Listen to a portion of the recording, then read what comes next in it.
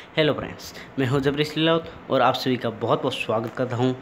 बहुत बहुत दिल से अभिनंदन करता हूं इस वीडियो के अंदर। तो दोस्तों, जैसे कि आपको पता है, आप देख रहे हैं कि राजस्थान माध्यमिक शिक्षा बोर्ड अजमेर कक्षा 8 विषय विज्ञान पार्ट नंबर 1 है कृषि प्रबंध, सभी प्रश्नोत्तर 2020-21। तो दोस्तों, आज की इस वीडियो के अंदर हम कक्षा 8 का विज्ञान का चैप्टर नंबर 1 कृषि प्रबंध पढ़ेंगे। तो वीडियो को शुरू से लेकर अंत तक जरूर देखिएगा। चैनल पर नए हैं तो चैनल को सब्सक्राइब करें, बेल आइकन को प्रेस कर लीजिएगा और वीडियो को लाइक कर दीजिएगा। चलिए दोस्तों, स्टार्ट करते हैं। तो दोस्तों, हमारा पहला प्रश्न है कि सही विकल्प का चयन कीजिए। ठीक है, तो इसमें है गेहूँ एक फसल है। गेहूँ एक फसल है, तो इसके अंदर कौन सी फसल है? रबी की है, खरीफ की है, जायज़ की है या उपयुक्त सभी? तो इसके अंदर सही आंसर हो जाएगा ए। ठीक है, रबी की फसल।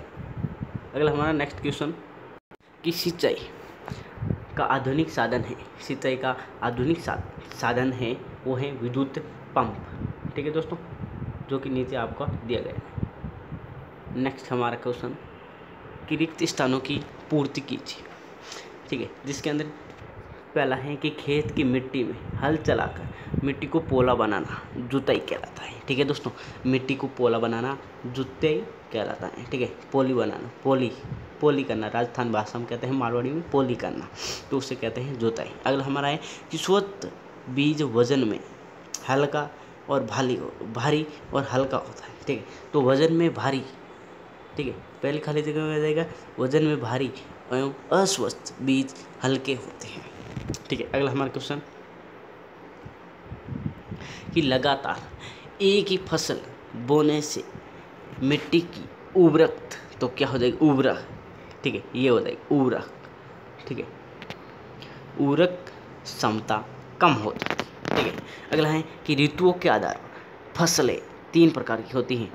ऋतुओं के आधार पर फसल 3 प्रकार की होती है। पहली होती है रबी, जायज़ और खरीफ। अगला हमारा नेक्स्ट क्वेश्चन कि फसल किसे कहते हैं? लघु उत्तरात्मक का प्रश्न है कि फसल किसे कहते हैं? फसल किसे कहते हैं कि जब एक ही प्रकार के पादप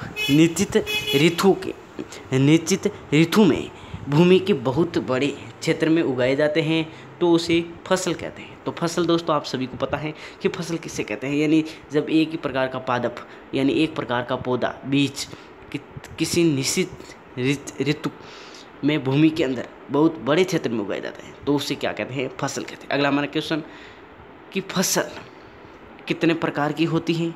रबी, खरीफ और जायद। इन तीनों का दो उदाहरण देना है। ठीक है दोस्तों, दो उदाहरण देना है। तो दोस्तों, सबसे पहले तो रबी फसलें 3 प्रकार की, कौन सी?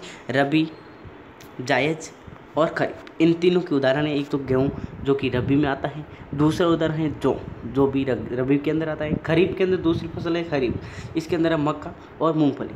ठीक है, जायज़ के अंदर खरबूजा और तरबूज। ठीक है, अगला हमारा नेक्स्ट क्वेश्चन, तीसरा प्रश्न है कि थ्रेसिंग किसे कहते हैं? थ्रेसिंग किसे कहते हैं? तो बीज के दानों को भूसे से अलग करने की क्रिया को थ्रेसिंग कहते हैं। ठीक है, थ्रेसिंग कहते हैं। बहुत ही इंपॉर्टेंट क्वेश्चन है और पिछली बार एग्जाम के अंदर पूछा भी गया था, इसीलिए रट लीजिए। अगला हमारा क्वेश्चन कि सिंचाई के कौन कौन से साधन हैं? सिंचाई के 2 प्रमुख साधन हैं, एक तो पारंपरिक और एक है आधुनिक, अति आधुनिक। ठीक है, आधुनिक और पारंपरिक। ठीक है, जिसके अंदर पारंपरिक के अंदर सड़क, ढेकली, रेत और मोट हो जाएगी, और आधुनिक के अंदर नलकूप, विद्युत पंप और मोटर पंप या डीजल पंप। ठीक है, अगला हमारा क्वेश्चन दीर्घ उत्तरात्मक है कि सिंचाई की आधुनिक पद्धतियाँ कौन कौन सी हैं? वर्णन कीजिए। तो दोस्तों, हमें वर्णन करना है, तो दोस्तों ध्यानपूर्वक देखिएगा वीडियो को। ठीक है, कि सिंचाई की आधुनिक पद्धतियाँ निम्न है। छिड़काव और ड्रिप तंत्र 2 हैं पद्धतियाँ, छिड़काव तंत्र और ड्रिप तंत्र। अब छिड़काव तंत्र क्या है उसका वर्णन करेंगे और ड्रिप तंत्र क्या है उसका भी वर्णन करेंगे। देखिए, छिड़काव तंत्र इस विधि का उपयोग असमतल भूमि के लिए किया जाता है जहाँ पर जल कम हो और असमतल भूमि के लिए छिड़काव तंत्र का प्रयोग किया जाता है। पाइपों के ऊपरी सिरों पर घूमने वाले नोजल लगे होते हैं। ये पाइप निश्चित दूरी पर मुख्य पाइप से जुड़े होते हैं। जब पंप की सहायता से जल मुख्य पाइप में भेजा जाता है तो वह घूमते हुए नोजल से बाहर निकलता है। इसका छिड़काव पौधों पर इस प्रकार होता है जैसा वर्षा हो रही हो। और छिड़काव बलुई हुई मिट्टी के लिए अत्यंत उपयोगी है। तो दोस्तों, छिड़काव तंत्र के अंदर आपको याद रखना है, एक तो फव्वारा के माध्यम से पेड़ पौधों को वर्षा के रूप में, बूंदों के रूप में, पानी के रूप में पौधों की जड़ों तक पहुंचाया जाता है। ठीक है, ये होती है छिड़काव तंत्र। ठीक है, अगला है ड्रिप तंत्र। इस विधि में जल बूंद बूंद करके पौधों की जड़ों में गिरता है। फलदार पौधों, बगीचों एवं वृक्षों को पानी देने के ये सर्वोत्तम तरीका है।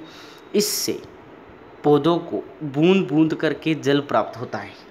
इस विधि में जल बिल्कुल व्यर्थ नहीं होता है। इस विधि का प्रयोग समतल भूमि के लिए किया जाता है। तो दोस्तों, छिड़काव तंत्र और ड्रिप तंत्र पर्सनल एग्जाम के अंदर इस प्रकार से भी पूछे जाते हैं कि ड्रिप तंत्र और छिड़काव तंत्र में अंतर क्या है। तो बहुत ही सरल है। एक तो क्या है, छिड़काव तंत्र असमतल भूमि के लिए किया जाता है और ये बरसात की बूंदों की तरह किया जाता है इसका प्रयोग। ठीक है, और दूसरा ड्रिप तंत्र, ये समतल भूमि के लिए किया जाता है। ठीक है, समतल भूमि के लिए किया जाता है और बूंद बूंद पानी पौधों की जड़ों तक पहुंचता है।